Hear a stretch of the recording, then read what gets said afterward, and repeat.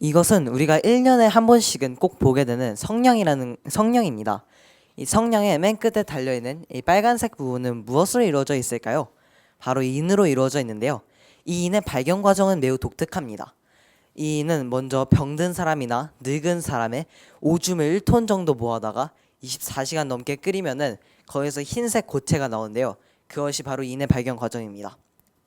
이 인은 매우 위험한 물질입니다. 이렇게 손톱보다 작은 인에 물 한 방울만 떨어뜨려도 이렇게 커다란 폭발을 하게 됩니다. 이 인으로 만들어진 백린탄이라는 무기는 현재 유엔에서 금지된 무기인데요. 하지만 그럼에도 불구하고 러시아와 우크라이나 전쟁 그리고 이스라엘과 하마스 전쟁에서 쓰이고 있어서 현재 많은 이슈가 되고 있습니다. 이렇듯 이 118개나 되는 원소 중에서 오직 한 부분밖에 차지 않는 인도 이렇게 많은 이야기를 저희에게 전해주고 있습니다. 그렇다면 나머지 118개 원소들은 얼마나 더 많은 이야기를 품고 있을까요? 저는 이 118개 이야기를 한데 묶은 원소 주기율표에 관해서 여러분들에게 말씀드리겠습니다. 먼저 이 원소가 어떻게 형성되었는지, 그리고 이 원소가 어떻게 체계화되어서 정리되어 있는지, 그리고 체계화되어서 정리된 것을 어떻게 외울 것인지에 대해서 설명해 드리겠습니다. 먼저 원소가 어떻게 형성되었는지입니다. We're the brothers of the boulders, cousins of the clouds. 우리는 바위의 형제들이자 구름의 사촌들이다. 이것은 Harlow Shapley라는 교수님이 하신 말씀인데요. 이것은 우리가 모두 원소로 이루어져 있다라는 뜻도 되지만 우리가 모두 같은 데서 비롯됐다라는 뜻도 됩니다. 물론 우리는 하나님이 모든 것을 창조하신 것을 믿지만 과학자들은 빅뱅에서 모든 것이 비롯되었다고 믿습니다. 그래서 이 빅뱅이 터진 지 3분 안에 쿼크, 렙톤, 중성자 등의 새 입자들이 만들어지게 됩니다. 그리고 이 새 입자들이 만들어진 후 38만 년 동안은 아무 일도 일어나지 않는데요. 이 38만 년이 지난 후 우주의 온도가 3000 켈빈까지 올라가게 됩니다. 이 우주의 온도가 3000 켈빈까지 올라가게 되니 느려진 전자들이 수소와 헬륨핵에 붙게 되어 이 원소 주기율표의 1번, 2번을 차지하는 이 두 원소가 만들어지게 됩니다. 그리고 여기에 보이시는 플러스가 양성자이고 마이너스가 전자인데요. 이 양성자와 전자의 개수가 같은, 즉 중성 상태가 되면서 전자들이 더 자유로워져 빛도 나오게 됩니다. 그러면서 이제 별들이 만들어지게 됩니다. 이 별들은 크기에 따라서 다른 원소로 이루어져 있는데요. 크면 클수록 더 무거운 원소로 이루어져 있습니다. 그래서 이것이 너무 커져서 자신의 무게를 감당하지 못하게 되면 폭발을 하는데요. 그것을 바로 초신성 폭발이라고 합니다. 이 초신성 폭발이 일어나고 또 일어나고 또 일어나면서 우리가 현재 살고 있는 세계와 그리고 원소들이 만들어졌다고 빅뱅 이론에서 이야기하고 있습니다.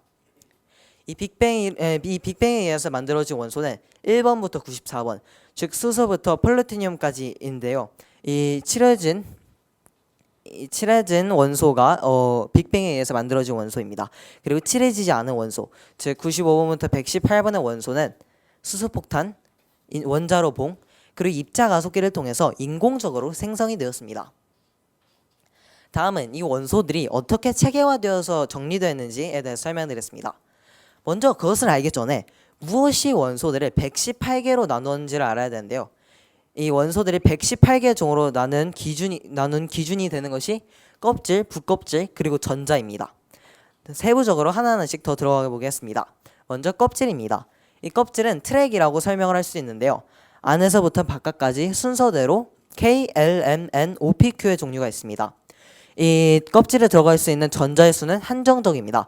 그래서 예를 들어서 첫 번째 껍질인 K는 전자가 2개, 그리고 두 번째 껍질인 L은 전자가 8개 이렇게 들어갈 수 있습니다. 다음은 부껍질인데요. 이 부껍질은 껍질을 채워나가는 단계라고 설명할 수 있습니다. 2개까지가 채워지면 S, 6개까지는 P, 10개까지는 D, 그리고 14개까지는 F인데요. 예시로 몇 가지를 가져와 보았습니다. 여기에 수소, 헬륨, 리튬, 그리고 베릴륨이 있는데요. 이 네 원소는 한 껍질에 전자가 2개 이상 존재하지 않고 있습니다. 하지만 5번째 원소인 붕소는 두 번째 껍질, 즉 L 껍질에 전자가 하나 더 추가되어 있습니다. 그래서 여기에 P라는 부껍질이 붙게 된 것이고요. 이제 다음은 전자입니다. 이 전자는 원소를 구분하는 가장 작은 단위라고 이야기할 수 있습니다. 그리고 아까 말한 대로 여기에 보이시는 점들 하나하나가 다 전자입니다. 다음은 본격적으로 더 주기율표에 관해서 말씀드리겠습니다. 이것이 우리가 흔히 보는 주기율표입니다. 1번의 주기율표는 화학적 성질 비슷한 화학적 성질을 가지고 있는 원소끼리 모아놓은 표인데요. 이 주기율표는 크게 금속, 중금속 그리고 비금속으로 나눌 수 있습니다.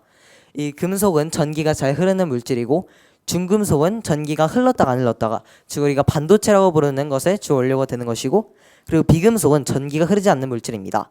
이 금속은 주기율표의 오른쪽과 가운데에 위치하고 있고 중금속은 여기 중간에 위치하고 있습니다. 그리고 비금속은 주기율표의 왼쪽에 위치하고 있고요. 여기 주기율표를 보시면은 여기 가로에 넘버가 있고 세로에 넘버가 있는데요. 이 가로에 있는 넘버를 족이라고 부르고 세로에 있는 넘버를 주기라고 부릅니다. 이 족하고 주기에 관해서 더 말씀드리겠습니다. 이 같은 족에 있는 원소는 가장 바깥 껍질의 전자의 수가 같은데요. 예시로 은과 구리를 가져와 보았습니다. 이 은과 구리는 둘 다 11족에 위치한 원소로 여기 11족에 위치한 원소로 가장 바깥 껍질의 전자의 수가 하나로 같습니다. 이 같은 족에 있는 원소는 화학적 성질이 비슷한데요. 그래서 이 구리와 은도 전기가 매우 잘 통한다는 동일한 화학적 성질이 있습니다. 다음은 주기입니다. 이 주기는 전자의 껍질 수인데요. 예시로 타이타늄과 칼슘을 가져왔습니다. 이 타이타늄과 칼슘은 둘 다 여기 4주기에 위치하고 있는 원소로 모양은 다르지만 그래도 둘 다 4개의 껍질로 이루어져 있습니다. 아까 보신 것처럼 주기율표가 이렇게 사각형으로만 된 것만 있는 것일까요?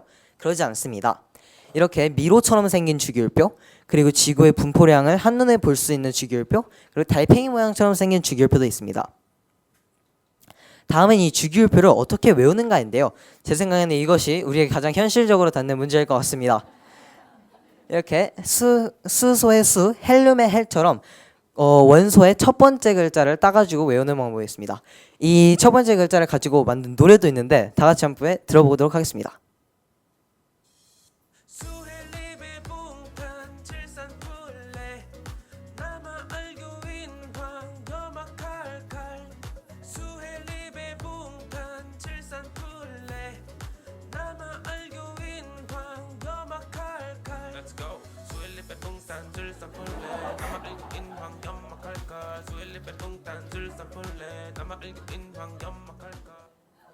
네, 이 노래가 되게 좋죠. 머릿속에 빡 들어오셨죠?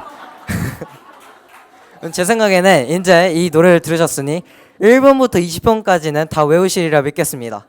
자, 그럼 다 같이 함께 불러보도록 하겠습니다.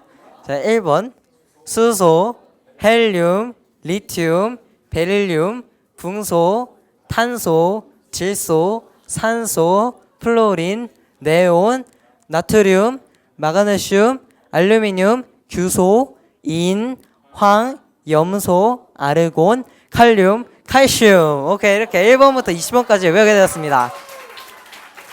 이 1번부터 20번까지만 외워도 우리가 풀고 있는 문제는 대부분 풀 수 있다고 합니다. 저 이 주기율표 외우시는 거 힘들었나요? 힘드실 수도 있는데요. 저도 이 원소 주기율표를 공부하면서 힘든 점이 많았습니다. 이렇게 과학 선생님들이 주기율표 외우라고 하니까 그냥 외우려고만 했지 이해하려고 하진 않았습니다. 사실 저도 이 주기율표를 자기 주제로 하기 전에는 원소가 무엇인지 잘 알지도 못했습니다. 근데 이렇게 공부를 하다 보면서 야, 나 주기율표 좀 알아? 나 화학 좀 해? 약간 이런 말도 할 수 있을 정도가 된 것 같습니다. 저는 이 원소 주기율표에 대한 의문을 하나하나씩 채워가면서 이 주기율표를 한마디로 정의하면 무엇이라고 정의할 수 있을까라고 생각을 해보았는데요. 저는 이 주기율표를 과학계가 낳은 가장 위대한 서사시라고 이야기하고 싶습니다. 이 118개나 되는 이 이야기를 한 대로 묶은 서사시를 여러분과 함께 쉐어할 수 있어서 정말 좋았습니다. 지금까지 들어주셔서 감사합니다.